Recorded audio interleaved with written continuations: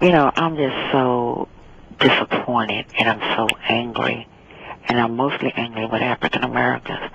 You know, every time it comes down to race, we have to always dress it up. We have to make it, like, you know, somebody else's ignorance. When in the heck are we going to get angry enough to act like the Tea Party? They can say anything about the president. They can do anything. They destroy people's lives. And we never get outraged. Never. I'm really upset. I'm upset with Obama. I'm upset with the senators. I'm upset with the NAACP. You know, we need to take a stand. I'm not ready to get people to go in the streets. This stuff has been going on and on, even though we've always known it was underlined. But they are just out blatant racist. And no one in the Senate nor the House will confront them. So my question to you is, Ms. Lee, when are y'all going to get angry enough to confront them? Thank you very much. And let me say, I believe the Congressional Black Caucus continued. We didn't just start now, but we have been for 40 years confronting them. And in fact, we'll continue to confront them. What we have to remember is there's an election in November, and we have to vote our anger. And I hope that people are looking at the voting records of some of these members of the House and the Senate who have, for example, an F or a D on their scorecards as it relates to economic initiatives and initiatives that would provide for inclusive policies that would help create jobs for everyone, not just the corporate tax giveaways and the CEO compensation and the bailout kinds of efforts. So you need to look at one's voting record. People need to organize between now and November and really develop a movement. Members of the Congressional Black Caucus certainly are working with all of our outside civil rights and other organizations to try to put together marches and rallies and to make sure that we're registering people to vote and that people come out to the ballot box in November and vote their anger and begin to make sure that we elect members of the House and the Senate who reflect the interest of the general public and the majority of Americans rather than those who have money and of the wealthy and the powerful. Well, speaking of party politics, the November elections, your reaction, please, to the announcement that the Republicans in the House have formed a Tea Party caucus. Everyone has a right to form whatever caucus that they want to form. So this is another caucus. I chair the Congressional Black Caucus. We have a Congressional Hispanic Caucus, a Congressional Asian Pacific American Caucus. We have a Congressional Progressive Caucus. And these caucuses represent the interests of a variety of constituencies.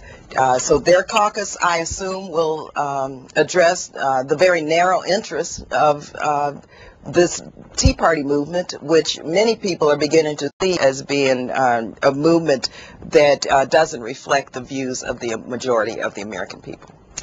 Speaking of caucuses, the ones based by race, this viewer, Frank Lusk, who is from Gordonville, Texas, writes to us, I'm from a very large mixed family, white, black, Hispanic, Oriental, and American Indian. I know if we separated ourselves by race, we would have problems.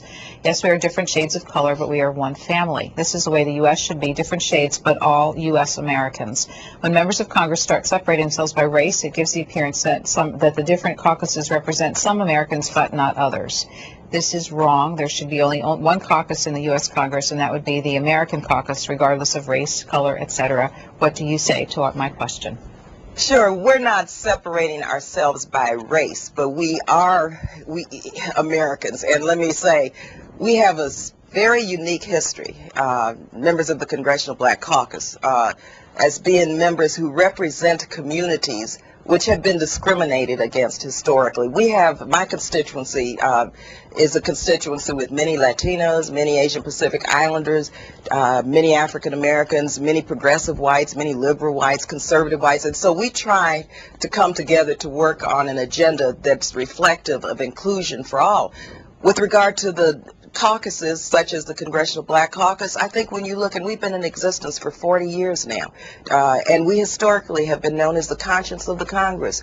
There are very few caucuses that will take on the tough issues that address poverty, that addresses equal opportunity, that addresses issues of the disenfranchised, issues that no one else will take care of or touch because there's no real maybe political constituency out there. And so we recognize and are proud to be Americans. We get that, and no way would we say that we want our country separated by race. But each of our caucuses has a specific purpose, a specific goal, and a specific constituency who we represent, which of course is part of America. And so we want to make sure that so goes communities of color, low-income communities, so goes America. We think we're a stronger and better nation because we're working to make sure that everybody is included in each and every policy and each and every aspect of our society. Next call for Barbara Lee is from Birmingham, Alabama. This is Dana, Independent Line. Good morning. Yes, I think that the issues that we have today go back to the most basic lessons we learn in school. When you have a debate, you actually get both sides and equal and vigorous arguments from every side. So we as the voting and viewing public have to actually assume a stance that if our news organizations or our commentators or whatever won't provide us with an accurate depiction of all sides of any equation, that we should actually do like I do. I got a little bit of OCD, but I actually go from every news station commentator, and we actually utilize a little bit of intellectual honesty in the information we receive and not trust everything we're getting and not all the sources we get it from. Go out and do a little research as we vote on these issues. We'd be a lot better off. Thank you. I'm going to move on to another call since that was a comment. This is from Winston-Salem, North Carolina. Sylvia, Republican Line. Good morning to you, Sylvia. Hi. I was going to go back to the woman who said she was angry. I also am angry, but I'm angry that no one wants to see the actual picture of the whole ordeal. Yes, I understand that there's statistics between whites, blacks, and Asians and Latinos. I understand that. But the big picture is, let's see why African-American young males are employed. Maybe it's a bigger picture than racist. Maybe it's a bigger picture than they're not getting hired. Maybe it's a bigger picture as in the whole society is looking up to people like Lil Wayne. Maybe that's the bigger picture that the media has too much of a pull on young Americans, young whites, young blacks, young Latinos, all of them. They have a bigger pull. The media has a bigger pull on them. So they're not looking at the bigger picture. And when I vote, I will vote because I am angry. I'm angry at people that want to claim racist rather than society and what's going wrong with the society. They would rather blame someone who doesn't really know what they're actually doing. Well, Sylvia, we'll stop you there. Thank you very much. Ms. Lee? Sure. Again, I understand the anger that's out there. I think we all do. We're a country that probably reflects the diversity of the world in a great way, more so than any other country. And so diversity is an issue that we all have to address and be proud of and accept. Sometimes those issues have to be sorted through, and that's why the Congressional Black Caucus wants to make sure that all of the issues that have created the anger and the frustration out there, which basically, when you look at it, are economic. People have lost their jobs. They don't know where to turn. There are no job training programs. They want to live the American dream and achieve the American dream. Economic resources are tight, and so people naturally are frustrated and angry and sometimes turn on their neighbor. And so we have to take this moment, I think, and as we've said over and over again, and really have these discussions, because anger is a healthy emotion.